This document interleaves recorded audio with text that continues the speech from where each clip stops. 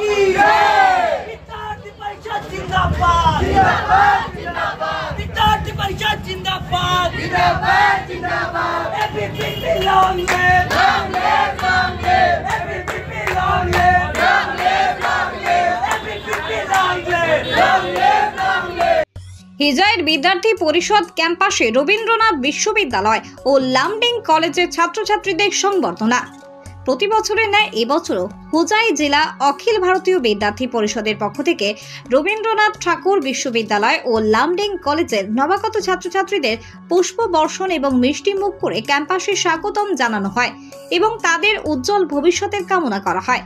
বিশ্ববিদ্যালয় পরিসরের প্রথম দিন ছাত্রছাত্রীদের স্বাগতম জানিয়ে তাদের উৎসাহ দান করা বিদ্যার্থী পরিষদের উদ্দেশ্য ছিল এবং প্রত্যেক বছরই এই কার্যক্রম তারা হাতে নিয়ে থাকে।